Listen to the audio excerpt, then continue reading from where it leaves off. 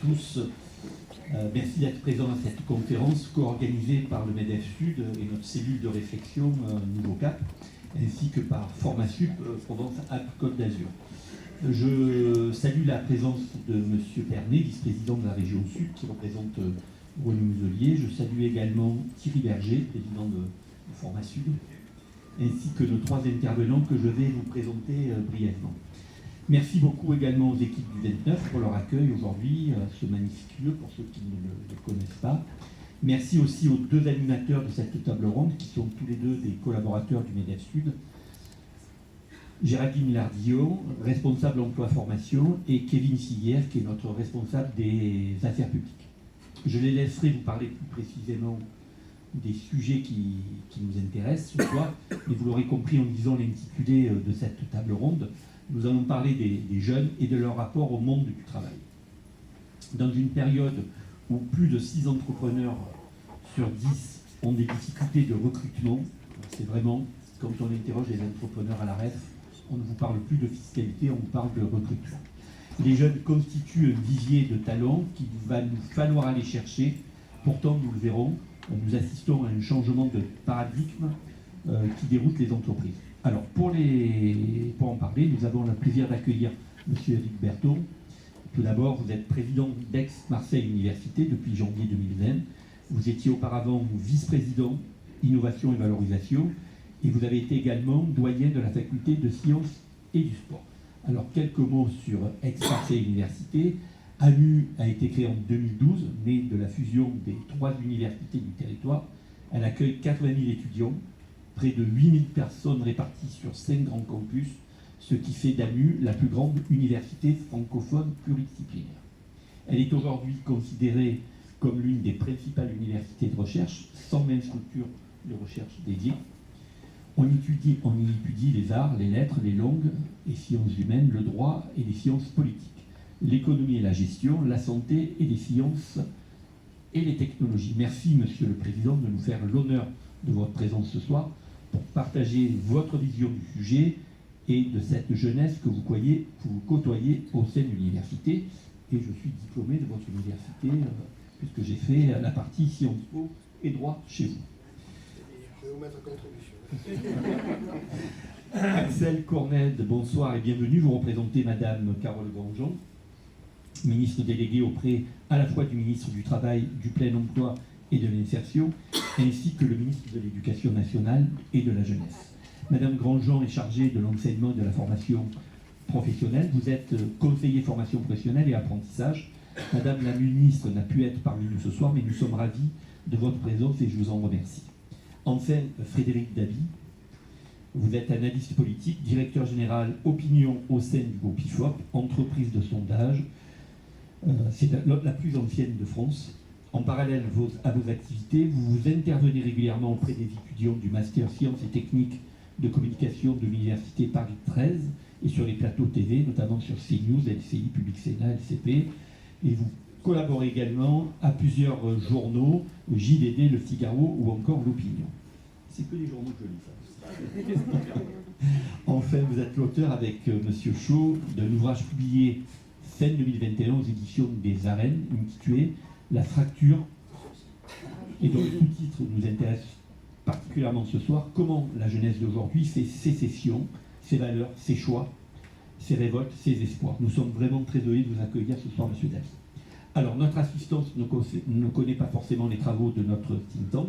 Hein, voilà, Nouveau Cap, je pense qu'on pourra distribuer des exemplaires. Je vous laisse donc la parole à Kevin pour que vous puissiez nous en dire quelques mots avant de commencer cette table ronde. Merci à tous d'être présents.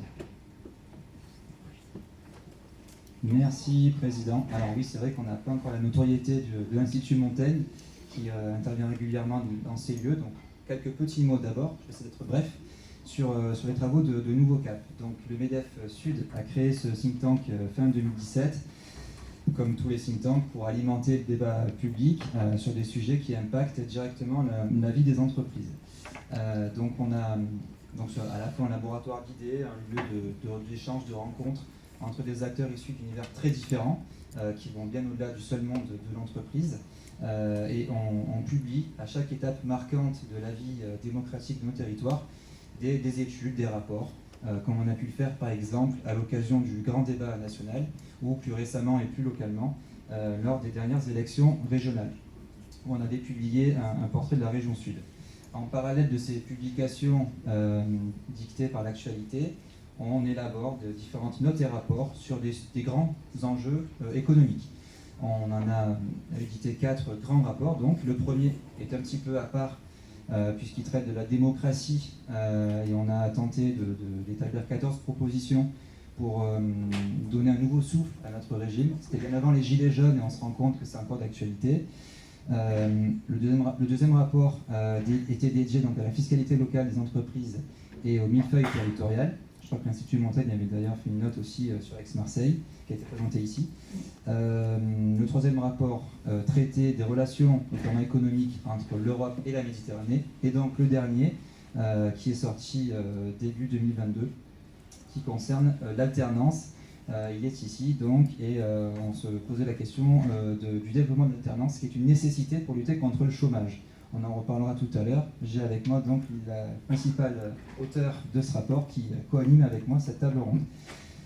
Juste pour terminer sur Nouveau Cap, ces rapports ont bénéficié de contributions extérieures prestigieuses. Ludwig Mouchanaoui, par exemple, qui est prix Nobel de la paix.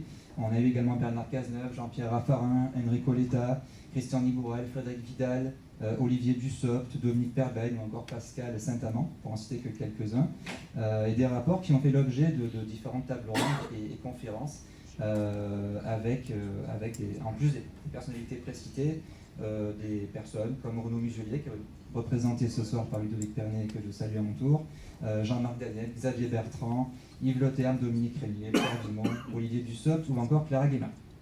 C'est justement donc dans le cadre de ce dernier rapport de Nouveau Cap sur l'alternance que nous avons souhaité réunir nos intervenants aujourd'hui pour une nouvelle conférence. Alors, depuis la publication de cette étude, le gouvernement a mis en place un certain nombre de mesures pour développer l'alternance, dont évidemment l'aide financière qui a été pérennisée jusqu'à la fin du quinquennat, si bien que l'alternance aujourd'hui, elle atteint un niveau historique. Donc la question n'est plus tellement de savoir comment la développer encore, mais comment attirer et fidéliser de nouveaux salariés, y compris les plus jeunes. C'est pour ça qu'on a décidé d'élargir un petit peu la thématique par rapport à cette note de base, avec une pointe de provocation, donc la grande démission, mythe ou réalité. Après cette très longue introduction, je vous propose qu'on rentre dans le vif du sujet, avec Géraldine qui va avoir une première question pour Frédéric Dabi. Mais d'abord, j'aimerais qu'on se mette d'accord sur ce qu'on entend par jeune. En l'occurrence, on va parler de la génération Z, donc celle qui est née à la fin des années 90 et jusqu'à la fin des années 2000. Voilà, et qui représente, nous disent les études, environ 1 salarié sur 2 en 2025. Géraldine. Merci Kevin. Alors ma première question, effectivement, elle est pour vous, Monsieur Dabi. Je vais vous lire une citation et j'aimerais avoir votre retour par rapport à celle-ci. Elle est un peu longue. Je n'ai plus aucun espoir en l'avenir de notre pays si les jeunes d'aujourd'hui doivent être les dirigeants de demain, car ils sont insupportables, inconscients, voire effrayants. Si l'avenir de notre peuple est entre les mains de la jeunesse frivole d'aujourd'hui, il y a de quoi désespérer. Cette jeunesse se conduit avec une suffisance vraiment intolérable. Elle croit avoir la science infuse. Quand moi, j'étais jeune, on nous apprenait les bonnes manières et le respect que l'on doit à ses parents. Mais la nouvelle génération n'a de cesse de contester, et elle veut avoir raison. Elle est un fait certain que les jeunes sont d'une extrême insouciance. Alors, cette citation, qui pourrait être tout à fait contemporaine, elle ne l'est pas du tout, puisqu'elle est tirée d'un recueil d'Hésiode, qui est un poète grec, qui a vécu au milieu du 8e siècle avant Jésus-Christ. Donc, vous me voyez arriver, Monsieur Dabi. La question est la suivante. Est-ce qu'au fil des époques, finalement, toute génération trouve que celle qui va lui succéder est constituée d'individus qui sont complètement instables, impatients, volatiles, voire paresseux, pour reprendre les adjectifs pour désigner effectivement cette génération Z?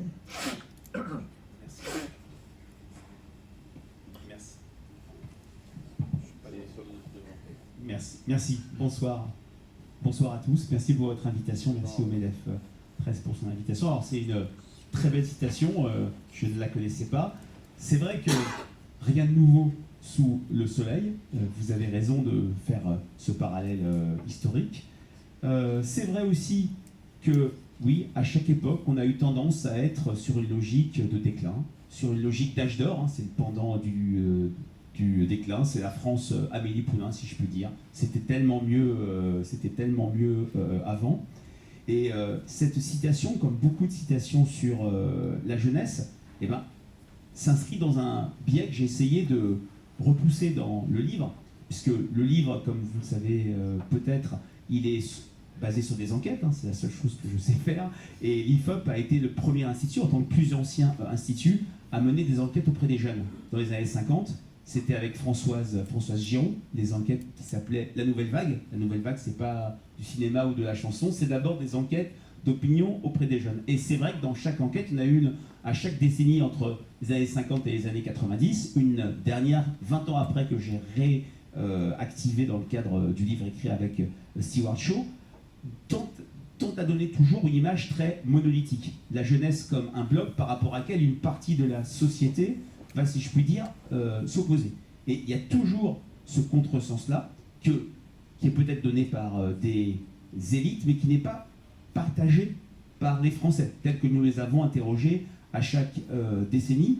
D'ailleurs, c'était une des pistes de recherche dans le cadre de ce travail, est-ce qu'on va avoir une vision, une guerre des générations? Est-ce qu'on va avoir un c'était mieux avant de la part de l'ensemble des Français? Et c'est clair que ce n'est pas le cas. Notamment si je rentre sur la question du travail, autant il y a des sujets sur lesquels on a vu des fractures entre les jeunes d'aujourd'hui et ceux que nous interrogeons dans les années 90, 80, etc.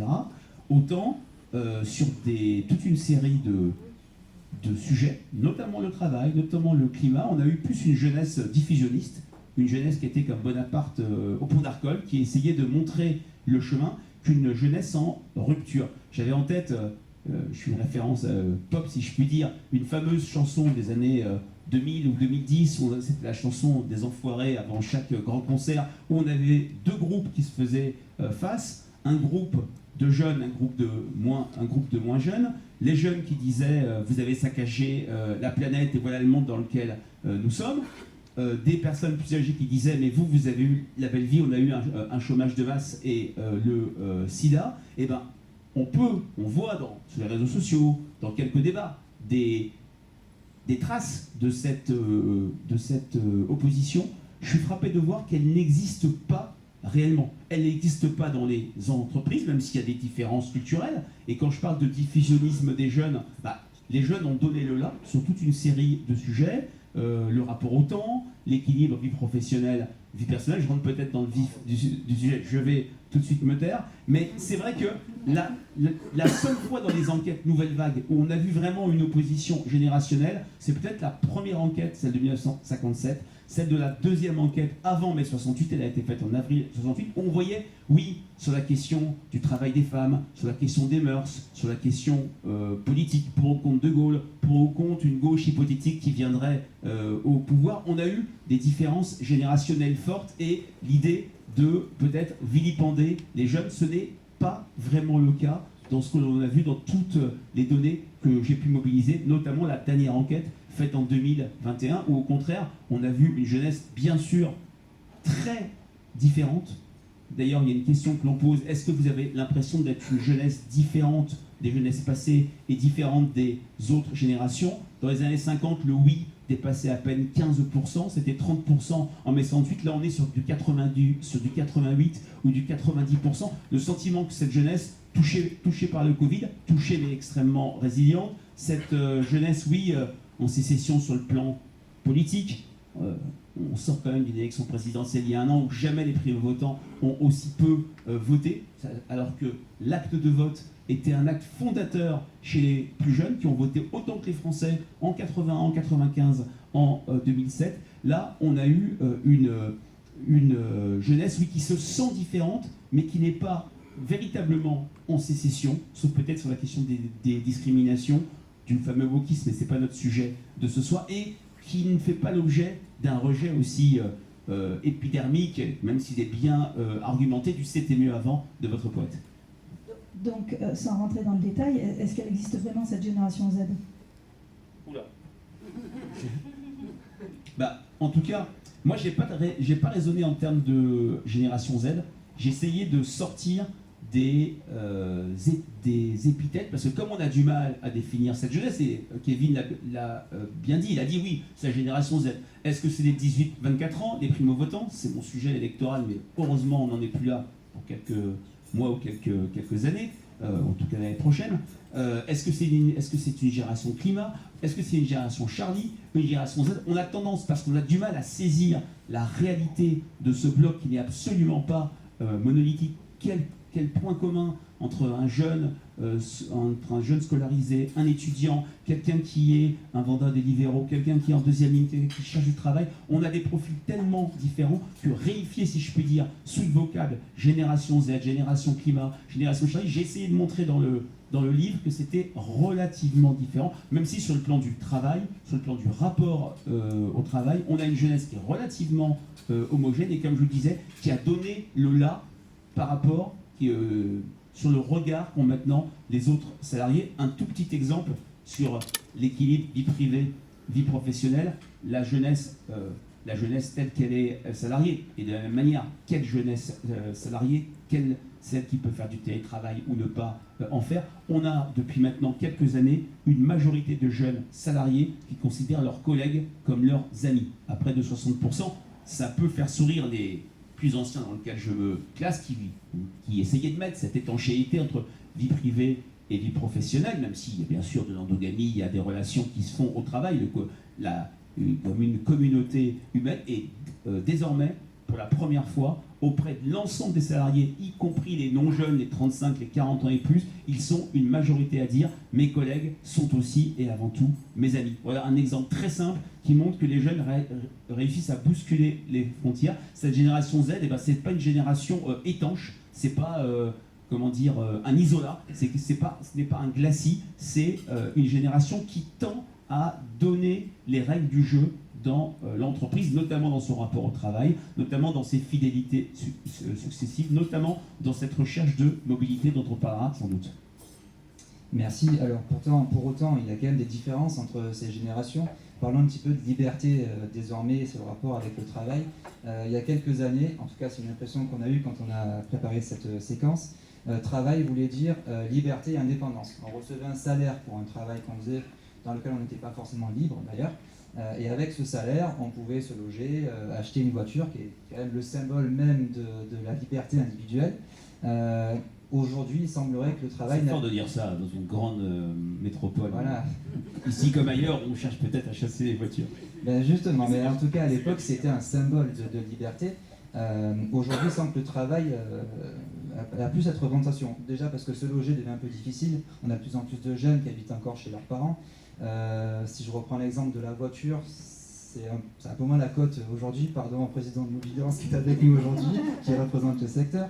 En revanche, on a l'impression que les jeunes recherchent cette liberté de plus en plus au sein même du travail. Est-ce que vous avez ce constat, Frédéric Dabi ou peut-être M. Courned, est-ce que les jeunes recherchent plus qu'avant cette liberté dans le travail par rapport à ce qui se faisait auparavant? Vous avez un point de vue, quelque chose, une réaction là-dessus? Moi je peux commencer, mais merci.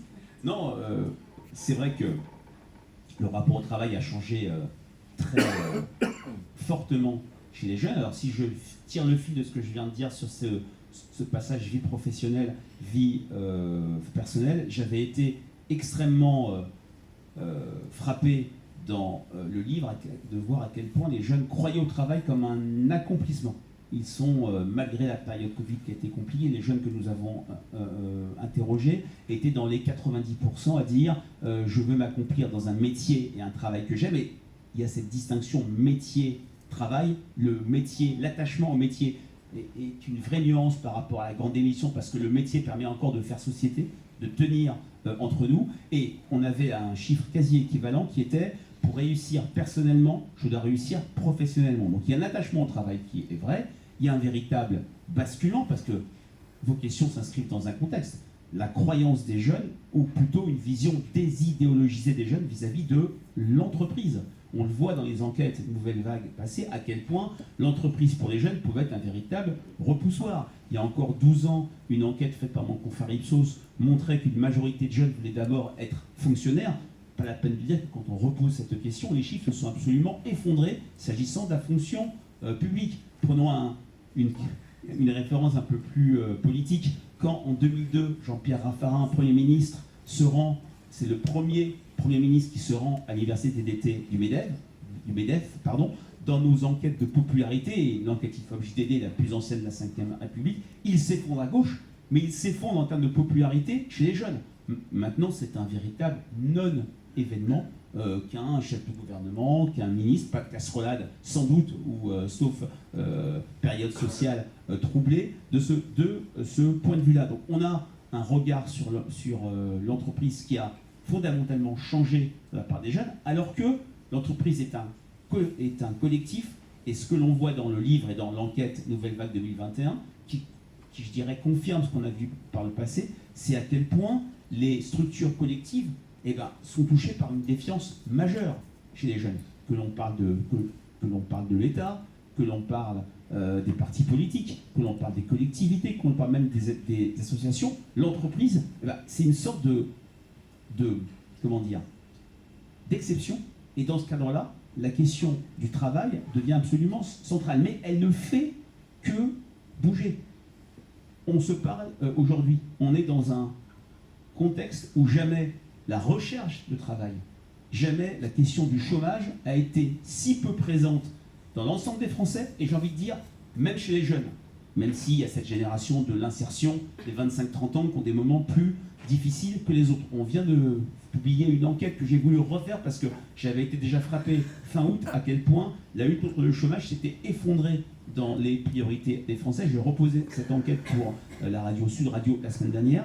On a le chômage qui arrive comme 11e priorité pour les Français. Ce n'est jamais arrivé, absolument jamais. Alors il y a la petite musique ou la grande musique, vous allez sans doute en parler dans vos questions, des emplois non pourvus. Il y a cette question de l'assistanat. On pose à l'IFOP une question historique qui est les chômeurs pourraient trouver du travail s'ils le voudraient vraiment. Quand Laurent Wauquiez parle de cette question, il y a une douzaine d'années, il est seulement soutenu par des Français de droite et de droite extrême. Maintenant, c'est majoritaire partout, de l'ordre des 3/4, y compris à gauche. Et puis, ça, on va venir plus à la question du travail pour les jeunes.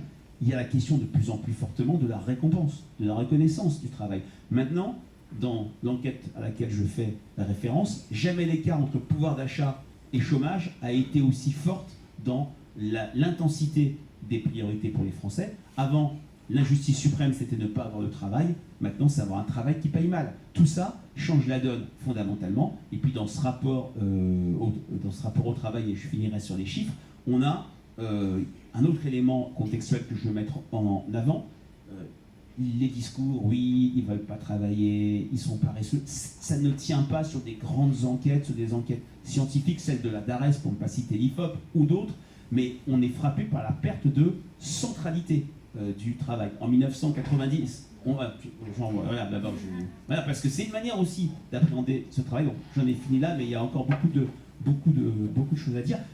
Faux de dire que le rapport au travail est devenu un rapport extrêmement distancié chez les jeunes. Il peut être un rapport extrêmement impliqué et impliquant si, d'abord, on est bien payé, parce qu'on n'oublions pas qu'on est dans un contexte où le pouvoir d'achat n'a jamais été aussi fort et aussi prégnant dans toutes les catégories. L'inflation bouleverse les repères, on le voit tous dans notre vie quotidienne. Si des critères fondamentaux sont respectés par les entreprises, l'ambiance de travail, l'articulation vie privée, vie professionnelle, et bien sûr cette question du sens du travail qui doit être instagrammable, hein, c'est la phrase de Charles Péguy, je ne suis pas tailleur de pierre, non, je construis des cathédrales. Quel que soit le travail, quel que soit le niveau de qualification, il y a ce besoin pour les jeunes de raconter leur travail, même si ça n'empêche pas, oui, des niveaux, des demandes ou des attentes de mobilité qui n'ont jamais été aussi fortes, mais est-ce que les jeunes passent tous à l'acte? C'est plutôt non. Merci, Monsieur Dabi.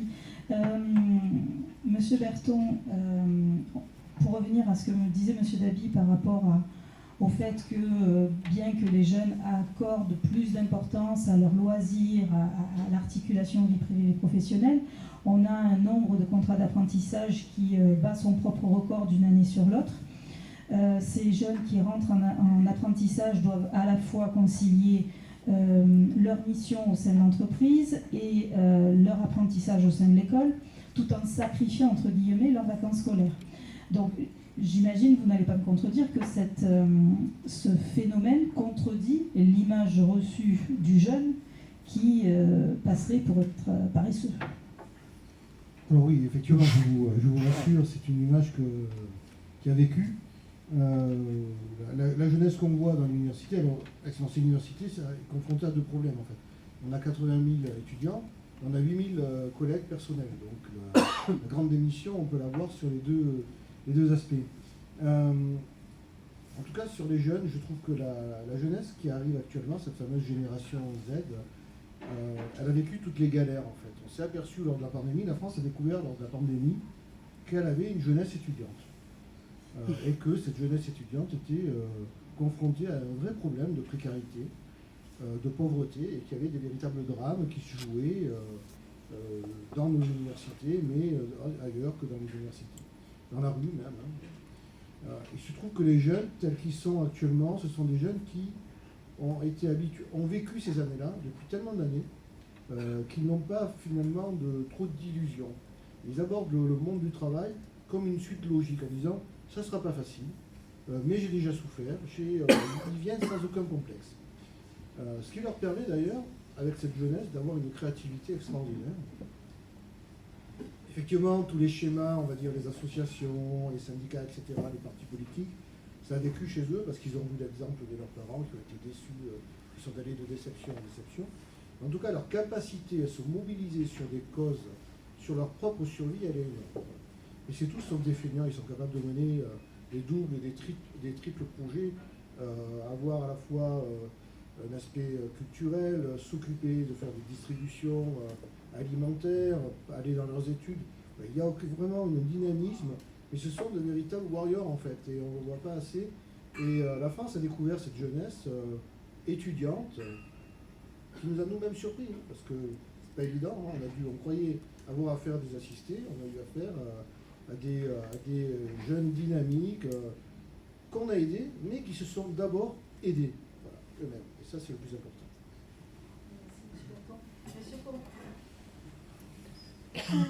Monsieur Cournette, votre mission au sein du gouvernement, c'est justement aussi à imaginer de nouvelles solutions pour cette jeunesse plurielle, pour faciliter leur intégration sur le monde de l'entreprise. Est-ce que, selon vous, la valeur travail et l'attractivité de ces jeunes vis-à-vis de l'entreprise, est-ce qu'elle est différente selon le milieu socio-économique du jeune? Est-ce qu'on voit une différence dans la valeur travail d'un jeune issu d'un milieu ouvrier par rapport à un milieu cadre, par exemple? Je ne sais pas si c'est en termes de valeur qu'il faut raisonner lorsqu'on s'intéresse au milieu socio-professionnel des jeunes, plus que dans le déterminisme des filières dans lesquelles ils se forment. Ce que l'on constate aujourd'hui, et ça a d'ailleurs été un des moteurs de notre action sur la réforme des lycées professionnels, c'est que la filière scolaire professionnelle, les lycées professionnels, concentrent de manière plus importante des jeunes issus de milieux moins favorisés.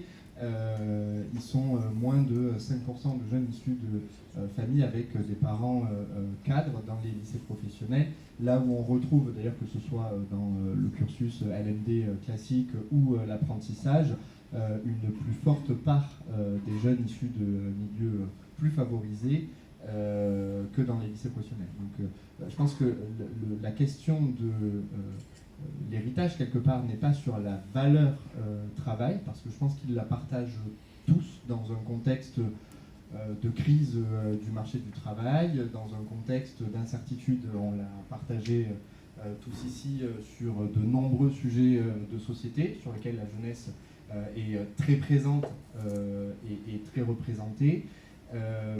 Mais je pense qu'ils ont tous bien conscience du fait que l'entreprise, le travail est le vecteur d'intégration, le vecteur sécurisant pour leur avenir. Ils le partagent dans la très grande majorité. En revanche, le milieu social détermine quelque part l'orientation dans la filière de formation.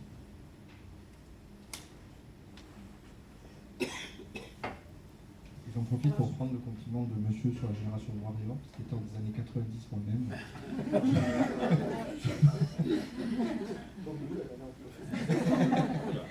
Alors, du coup, vous me tendez la perche en parlant des lycées professionnels.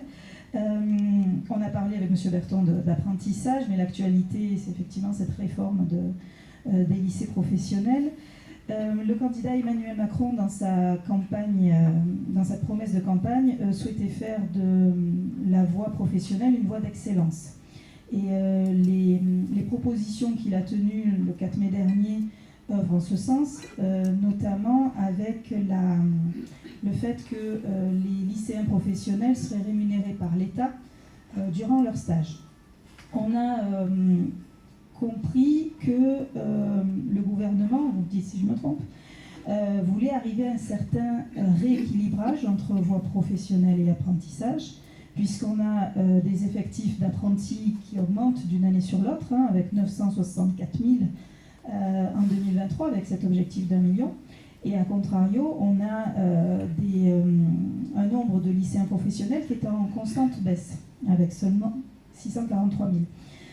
Ma question, c'est est-ce que cette réforme ne risque pas de créer, voire d'alimenter une certaine concurrence entre la voie professionnelle et l'alternance? Alors, je vais lever le mystère de suite, c'est un grand non. Pour plusieurs raisons. La première raison, c'est qu'on ne s'adresse pas, que l'on raisonne dans la voie professionnelle scolaire ou dans l'apprentissage au même public. Les jeunes, je le disais, qui sont orientés et s'orientent dans les lycées professionnels sont plus jeunes et plus fragiles que nos apprentis. On sait, parce qu'on y a travaillé, que le contrat de travail tel qu'il est conçu et mis en œuvre dans le cadre de l'apprentissage est un vrai frein pour ces jeunes-là que l'on accueille dans les lycées professionnels, parce qu'ils cumulent des problématiques liées à des déficits pédagogiques, parce qu'ils sont plus jeunes que les jeunes qui se lancent dans l'apprentissage, parce qu'ils ont également des difficultés sociales qui nécessitent un accompagnement renforcé. Et quelque part, le contrat d'apprentissage serait peut-être un obstacle un peu trop haut à passer pour ces jeunes qui sont orientés vers les secondes en lycée professionnel. Et pour cette raison-là, on n'a pas acté dans la réforme des lycées pro une pédagogie identique à celle de l'apprentissage. Bien au contraire. On a souhaité renforcer l'accompagnement de ces jeunes du point de vue pédagogique. On a souhaité également instaurer au sein du lycée professionnel une meilleure prise en charge de tous les freins périphériques à la formation, un rattrapage quelque part dès l'entrée en seconde des déficits pédagogiques qu'ils peuvent avoir, une préparation également au monde de l'entreprise. Parce que l'on sait que lorsque le jeune est insuffisamment préparé à la conclusion de son contrat d'apprentissage, la rupture intervient dans les 40 premiers jours, c'est-à-dire dans cette période d'essai de l'apprentissage, parce que le jeune n'a pas les clés de compréhension du monde de l'entreprise, il n'a pas les codes, et quelque part l'employeur se sépare de lui très rapidement. Donc calquer la pédagogie de l'apprentissage, aller vers le contrat d'apprentissage pour des jeunes accueillis en lycée professionnel, c'était leur assurer, pour une grande partie d'entre eux, un échec dès le début de leur formation dans la filière professionnelle. Ce n'est pas ce que l'on a voulu faire. On a bien distingué les deux en gardant une pédagogie renforcée qui était celle propre au lycée professionnel. Ce n'est pas un contrat de travail que l'on conclut, ce sont des stages. D'ailleurs, je précise qu'une des différences fondamentales entre l'apprentissage et les stages réalisés dans la filière professionnelle scolaire, c'est qu'au lycée professionnel, on peut multiplier les expériences dans diverses entreprises.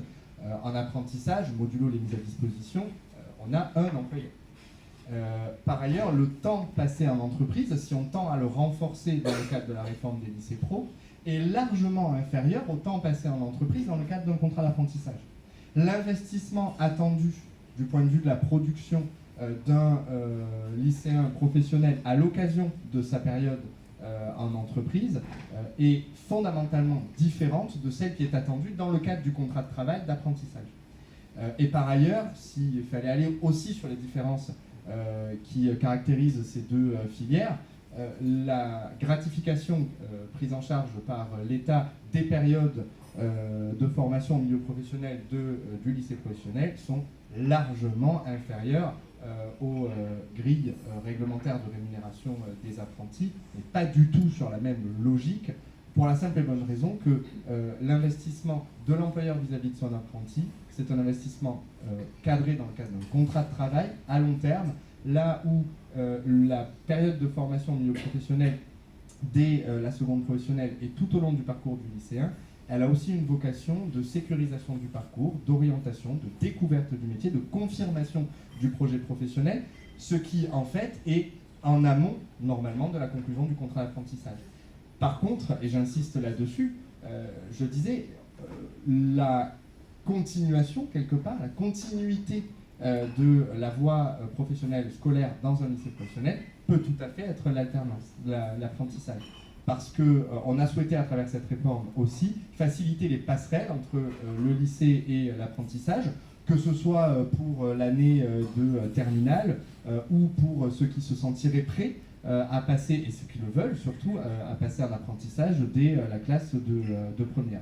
Mais on est bien sur deux filières fondamentalement différentes, avec des jeunes qui eux-mêmes sont différents dans leur solidité face à la formation, avec des besoins d'accompagnement qui eux-mêmes sont différents, et avec des caractéristiques, que ce soit du point de vue de la pédagogie comme du rapport à l'entreprise, qui eux-mêmes sont différents. Donc on n'aura pas d'effet de concurrence.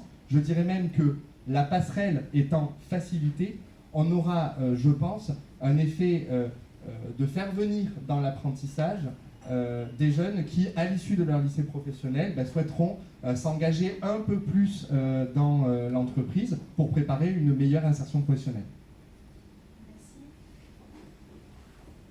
Monsieur Berton, vous voilà rassuré?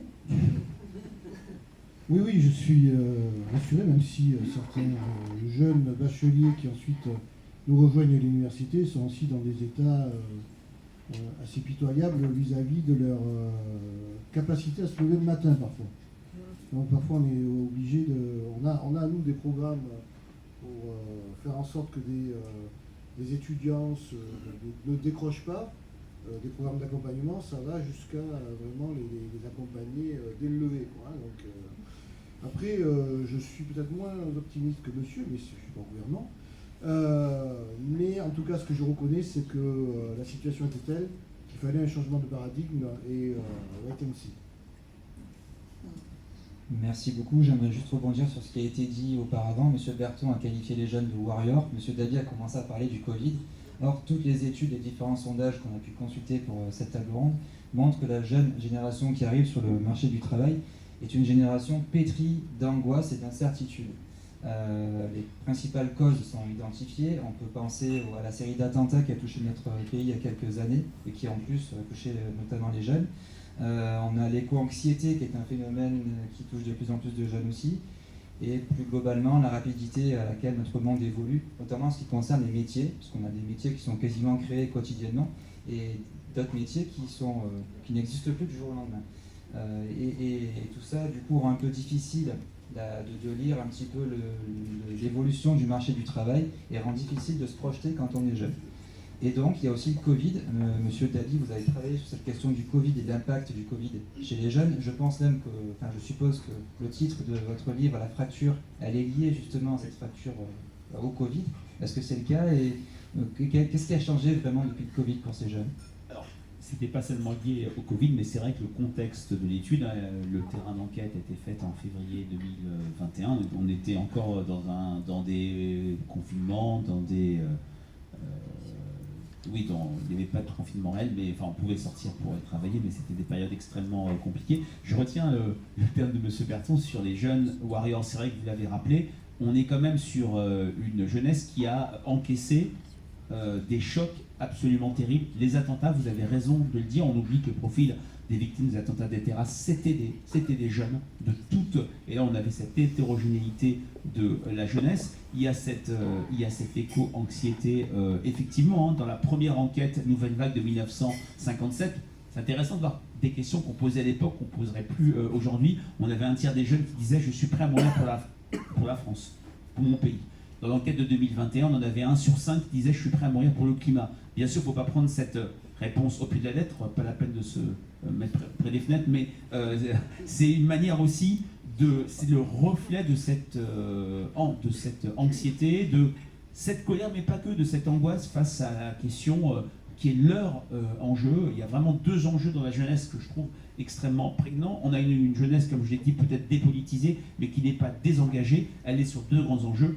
Le climat, où c'est vrai que les termes du débat, là aussi la jeunesse a été diffusionniste. Les jeunes parlent de climat depuis 10-15 ans, les plus anciens en parlent maintenant, les termes du débat sont maintenant identiques, les constats sont extrêmement proches, c'est peut-être sur les solutions, sur la radicalité des solutions qu'il peut y avoir, des clivages générationnels. Donc premier enjeu, le climat, et deuxième enjeu, les discriminations.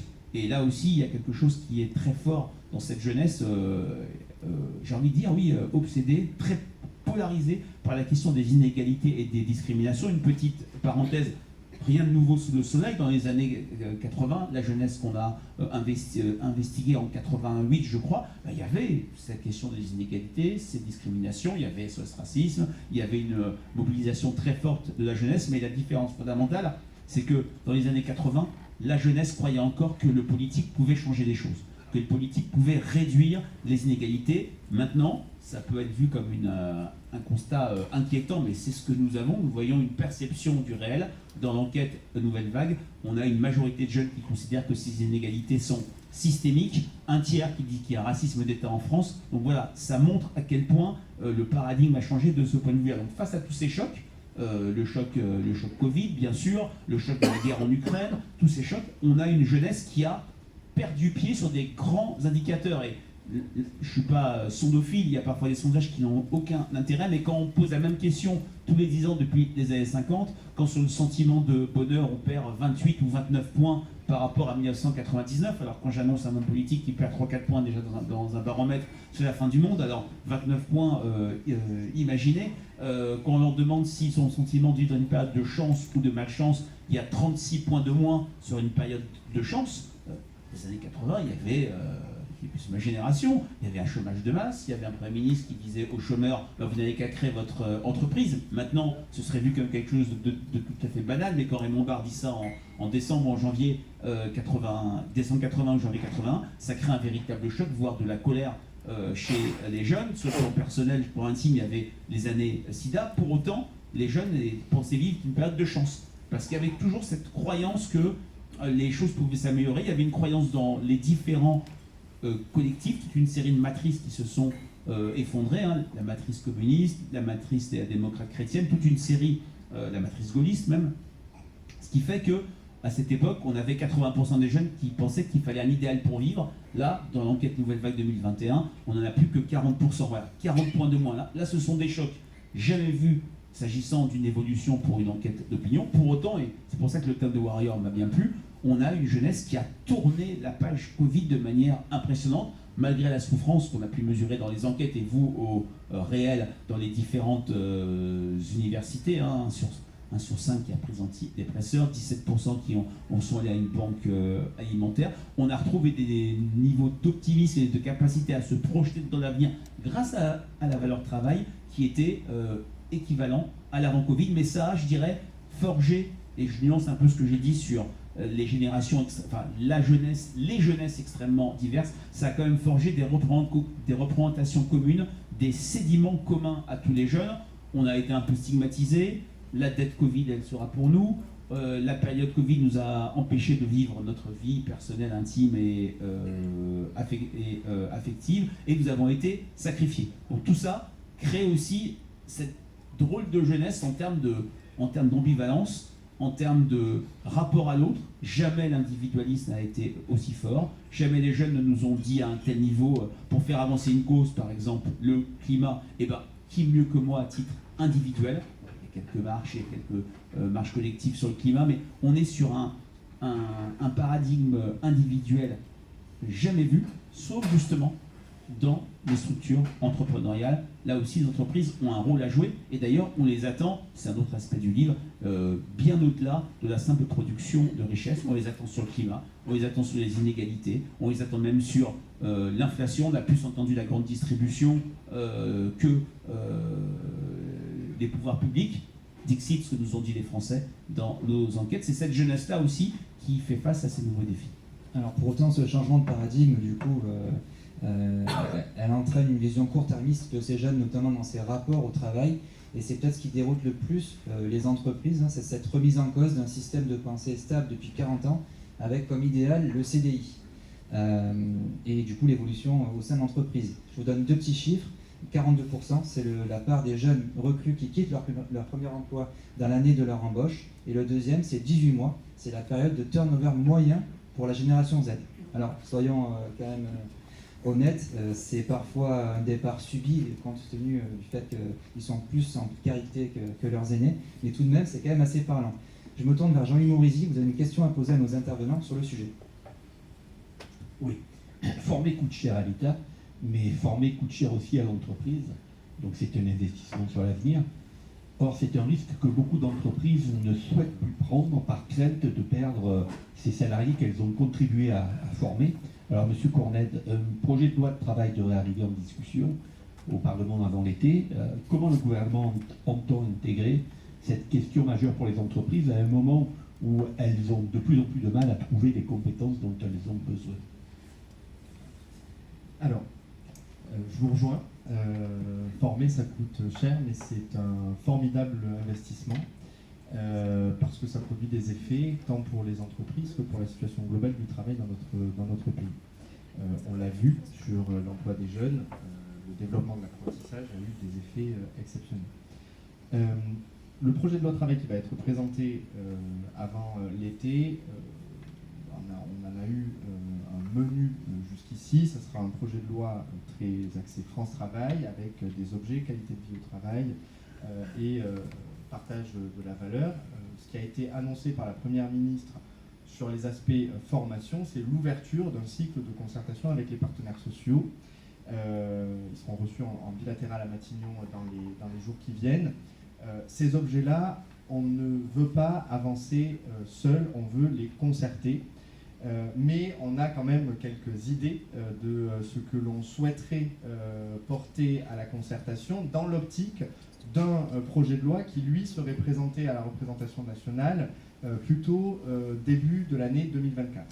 Donc on aura 2 textes sur les aspects sociaux. Celui sur la formation sera plutôt présenté après une phase de concertation avec les partenaires sociaux qui va s'ouvrir dans les semaines qui viennent au début de l'année 2024.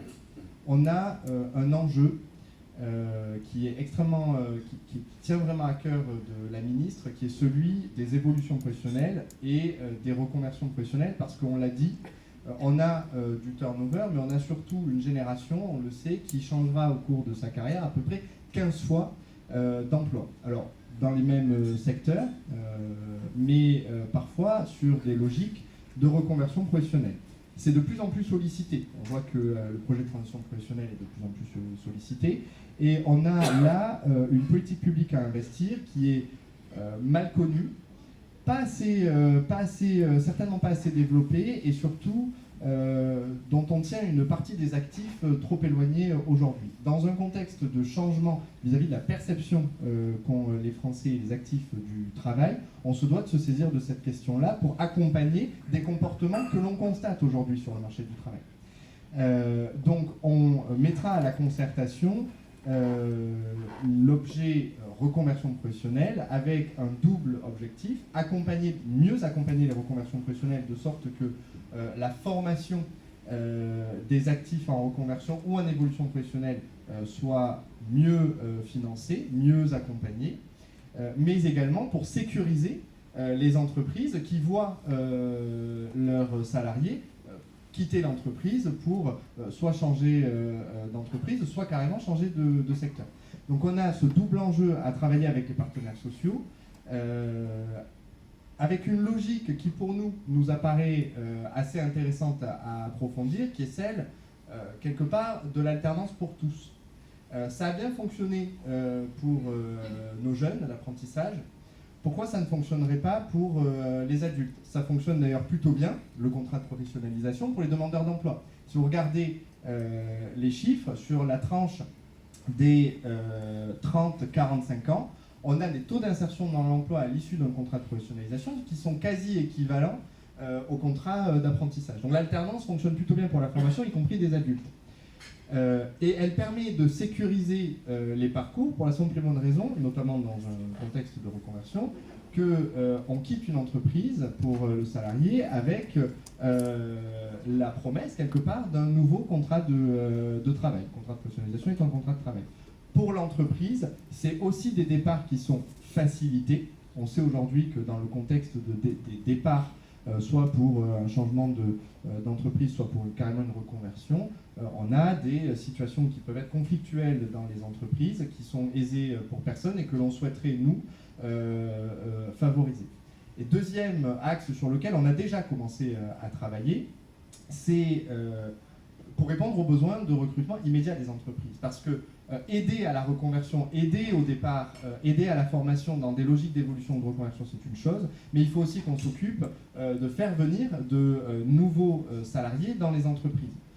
Pour ça, on va lancer dans les jours qui viennent une expérimentation, alors qu'on a très mal intitulée de VAE inversé, mais qui est surtout une expérimentation qui vise à faire venir dans les secteurs en tension et dans les entreprises des personnes qui vont se former dans un contrat de professionnalisation rénové et franchement désincarcéré de tous les petits verrous qu'on y avait mis aujourd'hui dans le droit, donc un contrat de professionnalisation expérimentale qui va permettre aux entreprises de former en situation de travail et d'être accompagnées pour ça par des organismes de formation qui vont travailler à accompagner l'entreprise dans le déroulé pédagogique de la formation. Le parti pris pour nous, c'est que grâce à cette expérimentation, une entreprise va pouvoir construire son parcours de formation sur mesure avec le salarié qu'elle va recruter dans ce contrat de professionnalisation. Alors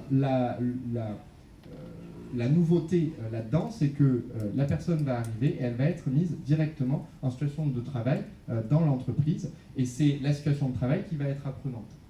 Aujourd'hui, on a des mécanismes comme la POE. Alors, ça fonctionne, mais on n'est pas certain de faire venir la personne accompagnée en PO dans son entreprise. On a ensuite la formation classique, la formation continue classique, mais là encore, on n'est pas certain d'avoir les bonnes compétences, on n'est pas certain d'être attractif vis-à-vis des personnes qui se sont formées. L'avantage de cette expérimentation, et qui, si elle fonctionne bien, aura vocation à être pérennisée, c'est de faire venir des personnes qui n'ont jamais travaillé dans votre secteur et de leur offrir, avec un accompagnement dédié, que ce soit pour le salarié qui se forme comme pour l'entreprise, une période de formation directement dans l'entreprise. On répond à une problématique d'attractivité de la formation, parce que pour la personne qui se forme, c'est un contrat de travail et c'est une rémunération à hauteur de ce qui est dû dans le cadre du contrat de professionnalisation. Et pour l'entreprise, c'est la certitude de former en situation de travail, donc de faire venir un salarié directement dans son entreprise sans attendre l'issue de la période de formation, de le former sur le poste de travail qu'il aura vocation à occuper à l'issue de sa formation. Et c'est une possibilité 100% en AFEST. Et en plus de ça, avec un accompagnement dédié par un organisme de l'entreprise et du salarié. Donc on travaille quelque part sur le fait de faire venir de nouvelles personnes dans les entreprises qui subissent des tensions de recrutement à travers ces initiatives-là. Et on va travailler, on va mettre à la concertation les objets qui sont plutôt sur le départ de l'entreprise et les évolutions reconversion professionnelle, avec une idée qui est celle d'étendre le bénéfice de l'alternance, parce que ça fonctionne, à un plus grand champ de bénéficiaires, que ce soit pour les entreprises comme pour les actifs. Donc vous voyez qu'on fait usage du contrat de professionnalisation aujourd'hui, en amont pour faire venir de nouvelles compétences dans l'entreprise, en aval pour faciliter et rendre plus fluides les parcours d'évolution et de reconversion. Donc c'est dans cette optique que l'on va travailler avec les partenaires sociaux, avec comme point de chute un texte début 2024 qui actera nos échanges sur ce sujet. Nous, on est convaincus que ce qui a marché pour les jeunes en matière de formation à travers l'alternance, ça peut fonctionner, ça doit fonctionner pour tous les actifs et pour les entreprises. Un grand merci, Monsieur Cournette. Je crois que vous avez un taxi à prendre et un vol qui vous attend. Donc un grand merci en tout cas pour vos interventions et votre présence parmi nous. On va peut-être vous libérer si vous le souhaitez. C'est moi qui vous remercie Ouais. et je vous souhaite une bonne continuation. Merci beaucoup. Peut-être une question du côté de Thierry Berger, président de Formasup, pour Monsieur Berton. C'est dommage que M. Cornette s'en aille parce que j'avais un message moi, à lui faire passer, à savoir que en tant que militant moi, du MEDEF, je suis très convaincu de l'alternance pour l'adulte. Dans mon entreprise, j'avais un collaborateur qui était coincé parce qu'il était juriste de formation. Il n'avait aucune notion de fiscalité, on en avait besoin. Et il n'y avait rien qui s'ouvrait à nous comme aide ou comme système. C'est l'entreprise qui a financé à 100% son alternance. Donc vous imaginez un peu le coût. Il a passé un Master 2 de fiscalité. C'était un diplôme qui n'est pas simple, hein, Eric, je crois. Et donc, voilà. Et l'entreprise a été obligée de financer 100%. Et c'est vrai qu'on aurait eu besoin d'une aide. Alors on l'a fait pour un collaborateur, c'est nécessaire, mais on ne pourrait pas le faire pour tous les collaborateurs. Et moi, je suis convaincu que ça, c'est un outil de fidélisation des salariés dans l'entreprise. Hein, c'est-à-dire qu'aujourd'hui, vous avez dit, les gens changent, mais ils changent. Pourquoi? Parce qu'ils ont envie de voir autre chose, ils ont envie d'être formés, d'aller sur d'autres terrains. Et si on peut arriver à les former dans le cadre de notre entreprise, ben, ils partiront pas, quoi. Désolé de vous retarder. Non, mais c'est essentiel. Je partage tout ce que vous avez dit à titre tout à fait personnel. Vous l'avez compris, c'est des sujets qu'on portera dans un contexte plus global de concertation. Mais vous avez raison, l'alternance, elle est bien pour faire rentrer de nouvelles compétences dans l'entreprise. Elle est aussi utile pour les actifs qui souhaitent changer de secteur, mais elle est également très utile pour fidéliser les salariés d'une entreprise en leur offrant des perspectives d'évolution. Vous pourrez, on l'a fait avec la PROA, avec tout ce qu'on a pu mettre comme verrou à la PROA pour qu'elle ne soit jamais utilisée. On veut rompre avec cette logique-là. On veut justement permettre à un employeur de former son salarié en situation de travail en alternance au sein même de l'entreprise pour lui offrir des perspectives d'évolution, voire même de reconversion au sein même de l'entreprise. Vous avez des postes qui se libèrent, vous pourrez proposer demain à vos salariés de se former en situation de travail sur le poste qui s'est libéré pour une période de X mois et vous offrez à ces salariés la perspective d'une évolution au sein même de l'entreprise. Donc l'alternance aujourd'hui, elle fonctionne quelque part à chaque étape de la vie de la compétence. Elle fonctionne en amont pour les faire venir, elle fonctionne à l'instant T lorsqu'il s'agit d'offrir des perspectives d'évolution à des salariés, et elle fonctionne sur le départ et l'accompagnement au départ. Donc sur l'ensemble de la dynamique d'une vie d'entreprise, nous on trouve que l'alternance, elle a toute sa place. Et elle a l'avantage effectivement d'avoir un système aujourd'hui qui est maîtrisé par toute la chaîne. Les entreprises connaissent très bien le contrat de professionnalisation parce qu'elles l'ont mis en œuvre. Les opérateurs de compétences connaissent très bien le contrat de professionnalisation parce qu'ils le mettent en œuvre et qu'en plus de ça, ils ont su mettre en œuvre des contrats de pro expérimentaux, que ce soit avec la PROA comme avec le contrat de pro expérimental de la loi de 2018. On a aussi des financeurs qui connaissent très bien le contrat de professionnalisation. Je pense à Pôle emploi qui le maîtrise également très bien. On a donc quelque part à portée de main l'outil idéal pour le faire. Maintenant, il faut concerter sur le périmètre de son utilisation et quelque part les bougées législatives qui ne manqueront pas d'être nécessaires pour qu'on se rejoigne sur ce projet-là. Et c'est là-dessus qu'on va faire des propositions à la concertation. On va voir un petit peu comment ça réagit.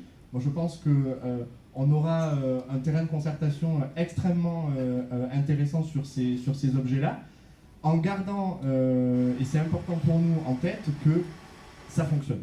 Parce que les chiffres sont là, quand il est utilisé à des fins d'insertion professionnelle et quand il est utilisé à des fins d'évolution professionnelle, on l'a vu avec les contrats de pro expérimentaux, ça donne des résultats qui sont, sinon équivalents, très proches des résultats que l'on connaît aujourd'hui en apprentissage et qui sont parmi les taux d'insertion dans l'emploi les plus importants. Donc, quelque part, notre enjeu, c'est comment on fait évoluer l'existant pour donner de plus grandes perspectives à nos entreprises et à nos actifs, parce que j'insiste là-dessus, pour ce gouvernement et pour le ministère que je représente, les deux objets devront être traités. Il faut évidemment qu'on sécurise les parcours de formation ou d'évolution des salariés, mais il ne faut pas qu'on mette en danger les entreprises. Donc c'est la raison pour laquelle on souhaite agir vraiment en même temps sur ces deux objets, parce que vous n'ignorez pas comme moi que les tensions de recrutement se font de plus en plus prégnantes, et que si on favorise le départ des salariés, il faut aussi qu'on maximise l'arrivée de nouvelles compétences dans les entreprises. Cet équilibre-là, je suis convaincu qu'on peut le trouver grâce à l'alternance. Je vous remercie. Je pense que vous aurez le soutien des entreprises. On va charger M. Morisi, au futur président du MEDEF national, d'aller porter ce sujet à votre ministère. C'est entendu. Merci en tout cas de votre réponse. Alors j'avais une question en plus qui était pour Eric Berton. Alors Monsieur le Président, cher Eric, est-ce que vous ne pensez pas que la mobilité internationale, c'est que Formasup est une fervent défenseur de la mobilité internationale, que cette mobilité internationale puisse être attractive pour les apprentis, plus généralement d'ailleurs pour les étudiants, et leur permettre, grâce à l'ouverture d'esprit qu'ils donnent tous les jours, de devenir les acteurs du changement des transitions, qu'elles soient écologiques, numériques ou sociétales. Alors avant de répondre à la question, je vais quand même répondre à la question qui n'a pas été posée, mais je vais un peu réagir sur ce qui a été dit auparavant, et ensuite je reviendrai sur ta question si tu le veux bien. D'abord, je voulais citer un professeur de management qui disait l'entreprise ne peut exiger la loyauté de ses salariés, elle doit la mériter. Ça, c'est un peu l'état d'esprit où se trouvent actuellement les travailleurs actuellement. Donc. Ensuite, moi, je ne trouve. Alors, si on se place à l'échelle d'une entreprise, effectivement, former coûte cher. Et si on se place à l'échelle d'une société, former rapporte gros. Toutes les progressions des sociétés humaines, elles ont toujours progressé parce qu'il y avait une transmission des savoirs, une transmission de la connaissance. Et ça, c'est le premier métier des organismes de formation que sont, par exemple, les universités.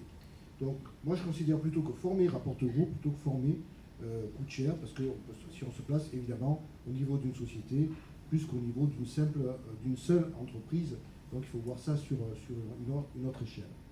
Je voulais aussi préciser quand même, et monsieur l'a dit juste avant de partir, c'est que c'est intéressant de mettre les jeunes et les moins jeunes dans les entreprises, mais il ne faut pas négliger vraiment la formation fondamentale. Sinon, vous aurez des employés qui amélioreront la bougie, mais qui n'inventeront jamais l'électricité. Ça, c'est important. La créativité, l'innovation de rupture, ça vient d'abord par la connaissance et le déplacement de cette connaissance. Et donc, ça a besoin aussi d'être validé par des formations éprouvées et surtout évaluées. Donc maintenant, j'en reviens à ta question. La réponse est oui, évidemment. Les jeunes auront ce besoin, cette envie d'international, de voyage, de formation. Les universités en France, en Europe l'ont bien compris. Nos relations, on vit Aix-Marseille Université. D'abord, c'est une université qui est socialement engagée, qui propose toutes les caractéristiques pour être attractive. Notre étudiant travaille sur la lutte contre les discriminations et on se considère comme une université inclusive, mais surtout qui vit dans un monde international. On n'a pas de politique internationale. On est une université internationale dans laquelle on essaie de promouvoir des formations en plusieurs langues, par exemple. On n'apprend pas que l'anglais, on essaie d'enseigner en anglais, mais aussi on essaie d'enseigner en arabe. Voilà. Donc ça permet là d'avoir des jeunes venant de toute culture, de tout pays, qui vont ensuite pouvoir enrichir les entreprises du territoire. On a monté une alliance européenne qu'Aix-Marseille Université dirige, qui s'appelle CIVIS, une université européenne, qui est constituée de 12 universités partout en Europe. Il y a Londres, Glasgow, Madrid, Rome, Tübingen, Athènes. Voilà.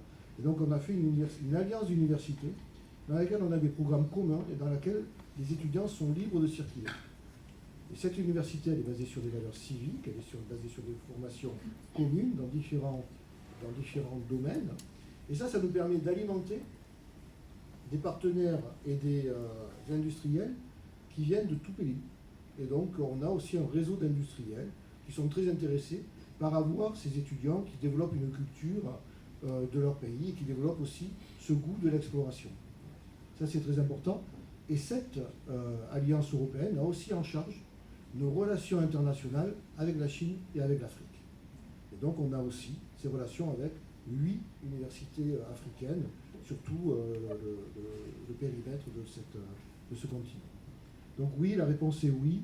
C'est intéressant pour le développement de la jeunesse, c'est intéressant pour nous-mêmes, pour faire évoluer nos formations, mais aussi ça alimente en cadre dynamique varié nos entreprises de la région et un industriel qui a une tour pas loin est très intéressé.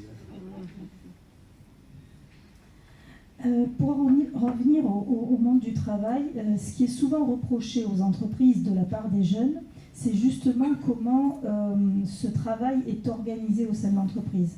On considère que 40% des salariés travaillent en silo, sans savoir le début, ni la réalisation du projet dans lequel ils sont impliqués.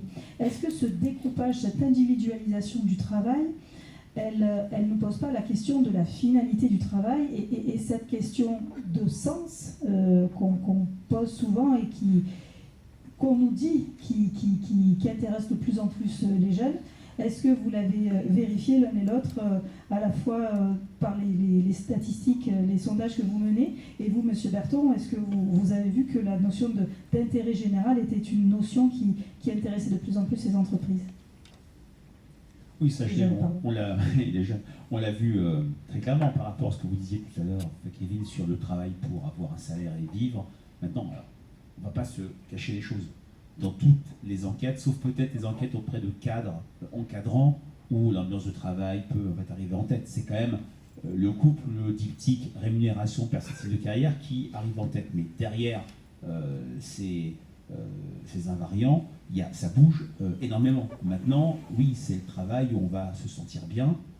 L'ambiance de travail, j'avais été frappé par une enquête IFOP cadre emploi auprès de jeunes cadres, où la première raison pour laquelle ils pourraient envisager une mobilité, c'est l'ambiance de travail de leur future entreprise.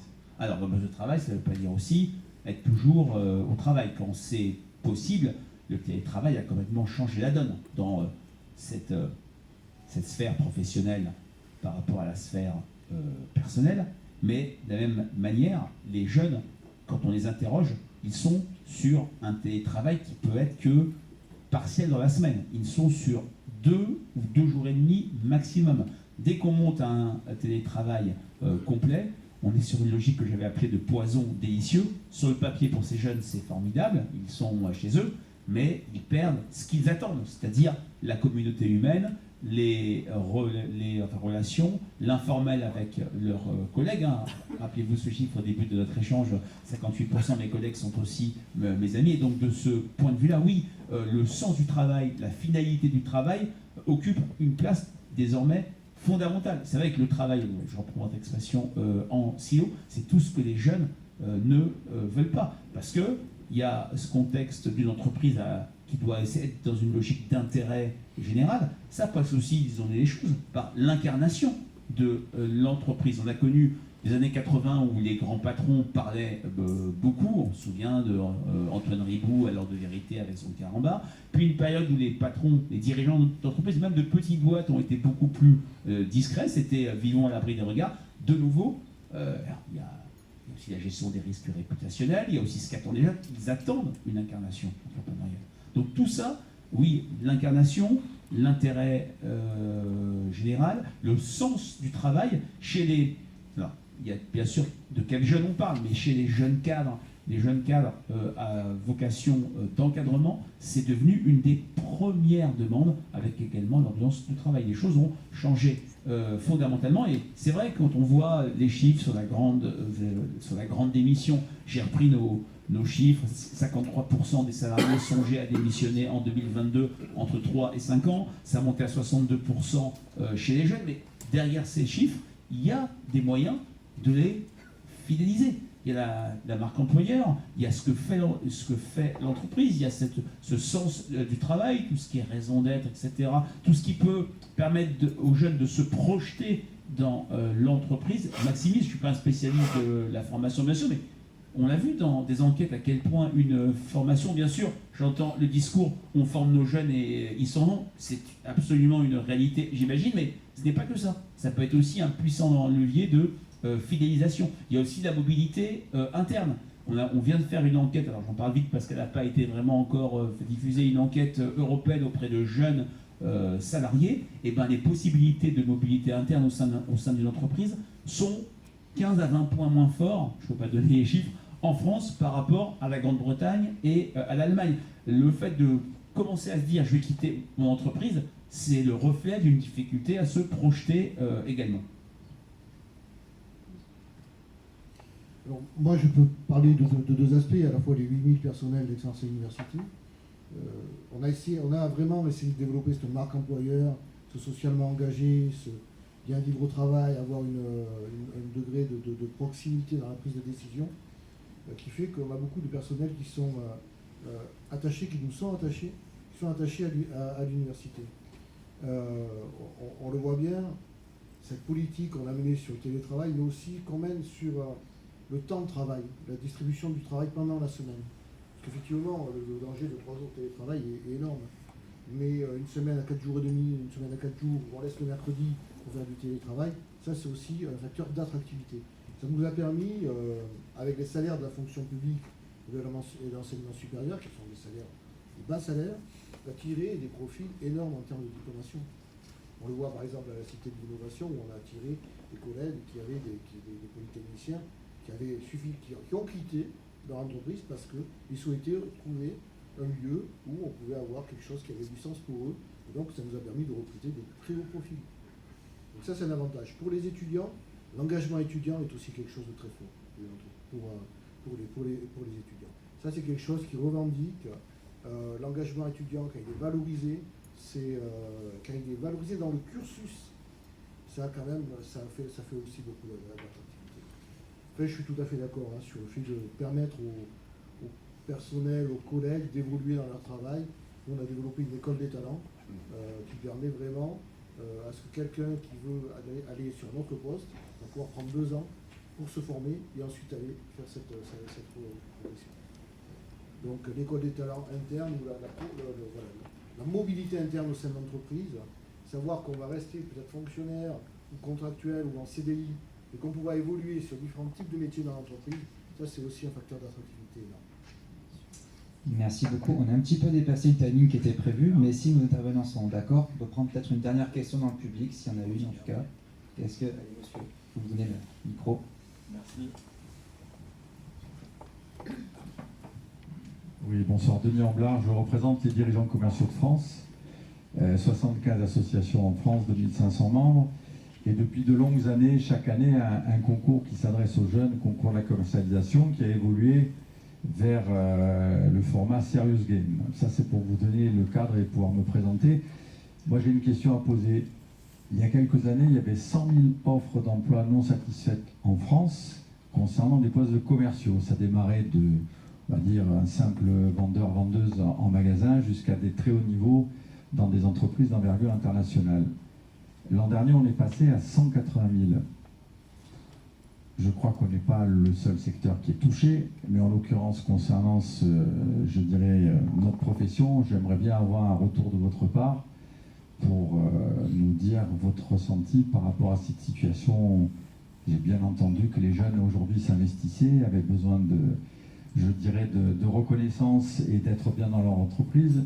Donc j'aimerais avoir votre avis sur ce constat un peu dramatique. Non, c'est pas évident. Alors, c'est vrai que la question, j'en parlais tout à l'heure au début de mon propos, des emplois non pourvus, change la donne fondamentalement. Moi, j'ai une double casquette. J'ai ce que je peux voir dans les entreprises quand on fait des enquêtes de climat social et ce que je vois dans les enquêtes nationales auprès de l'ensemble des Français et auprès des salariés. Pourquoi la question du chômage a disparu, s'est évaporé? Moi, je suis frappé de voir chaque mois dans le baromètre JDD, on a 2020 baptêmes de personnes satisfaites ou mécontents du couple exécutif. Le mot chômage, j'ai fait une petite recherche lexicographique, n'apparaît quasiment plus. il y a des chômeurs. Voilà, on ne va pas se cacher, mais on ne l'a pas connu à ce point-là. Encore en 2017, lors de l'élection présidentielle, c'était le premier déterminant du vote. D'ailleurs, Macron, Fillon, voire Hamon, c'était la lutte contre le chômage.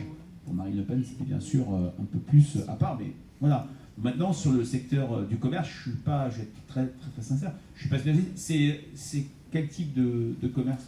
La vente, on parle la de vente. la vente. Hein, Oui. Le Qu'est-ce commerce, qui ça fait va du magasin jusqu'à Oui, l'entreprise. c'est au sens extrêmement large. Qu'est-ce qui fait qu'il y ait ces pénuries d'emplois? Alors oui, il y a des secteurs, oui, le BTP, l'hôtellerie-restauration. La restauration, je vois en tant que consommateur et des liens très forts noués avec différents restaurateurs. Il y a un vrai souci là-dessus. Est-ce que c'est le contenu du travail? Est-ce que c'est la rémunération? Est-ce que c'est les perspectives de carrière? Est-ce que c'est ce sens du travail? Ce travail qui doit s'inscrire dans un récit? Alors, moi j'aurais dit oui, la vente, moi j'en faisais absolument pas, et par la force des choses, je me mets à vendre des sondages. Et je trouvais ça absolument formidable de pouvoir raconter mon expérience et essayer de convaincre des décideurs, publics ou privés, de réaliser des enquêtes d'opinion. Qu'est-ce qui fait que moi, quand j'étais dans la catégorie jeune, ça me plaisait énormément, et pour rien au monde, j'aurais arrêté de faire de la vente, même si je ne fais pas que ça, loin de là. Et pourquoi ça marche moins chez les jeunes? J'ai du mal à vous répondre comme ça. Est-ce que quand vous interrogez des jeunes qui quittent le secteur, qu'est-ce qu'ils vous disent? Quels sont les arguments qui sont avancés? Quels sont les leviers qui font qu'ils quittent, par exemple, ce secteur ou une entreprise de vente? Le problème, c'est pas tellement de le quitter, c'est d'y entrer. Donc, à une Oui, en époque, plus, c'est même pas ça. oui, à une époque, vous aviez une espèce de réticence par rapport au... Alors, je vais employer exprès un terme un peu péjoratif, le vendeur de bagnole qui va vous raconter n'importe quoi pour vous fourguer la voiture ou vous faire signer, alors que le métier... C'est pas un bon exemple. Non, mais je termine. J'ai été exprès provocateur, sachant que Renault et d'autres, Renault était parmi les premiers, ont fait leur propre école de vente et qu'aujourd'hui ils forment des commerciaux de haut niveau. Donc c'est pour vous dire que la fonction crée le besoin et le besoin est satisfait. Donc il y a ce problème qui est là, et je dirais que l'on constate dès la formation. On a un concours national, on intéresse les écoles, on met les jeunes en valeur, on va les chercher, et souvent on constate des réticences par rapport à ce métier. Non, mais il est clairement... Alors, je pense que la situation que nous vivons actuellement est quand même très excessive, que malheureusement les choses sur le chômage ne vont pas toujours être comme ça. Après, c'est vrai, vous avez raison, c'est pas toujours facile pour une entreprise de donner du sens à toutes les tâches du travail. Évidemment, il y a des tâches, on dit donner du sens, mais il y a des tâches qui s'y prêtent plus facilement. Et une entreprise, en développant sa marque employeur, a aussi cette capacité à développer du sens. On voit que Renault l'a fait. Moi, je pense que la solution à ce genre de problématique, elle est très en amont. C'est-à-dire que nous, formateurs, et vous, industriels, nous, on a mis en place un comité de prospective stratégique. C'est-à-dire que l'université reçoit 2 fois par an un groupement d'industriels. Et ces industriels, on leur présente l'université, eux, ils nous disent les métiers de demain. Ce qui nous permet, nous, d'anticiper les formations qu'on va devoir créer pour répondre à ces métiers de demain. Voilà. Donc ça, c'est une manière de faire. Mais je ne suis pas toujours certain que ça peut marcher sur tous les aspects. Effectivement, sur la vente, c'est pas toujours facile de donner du sens, un sens noble à des tâches parfois qui ne le sont pas, effectivement, ou qui ne sont pas vécues comme ça. C'est une tâche très noble. Hein. On a en tout cas qui est besoin de ne pas être vécu comme ça, c'est ce que vous avez dit. Et la rencontre entre la formation et l'industrie, pour savoir quels sont les futurs métiers, est à mon avis fondamental. Merci beaucoup. Peut-être une dernière question dans la salle, toute dernière, avant de passer au cocktail dînatoire. Non, tout le monde a faim. On peut le faire pendant un cocktail, bien sûr. C'est bon, pas de regret? Alors il ne nous reste plus qu'à applaudir nos intervenants. Merci beaucoup. Merci monsieur. Place au cocktail.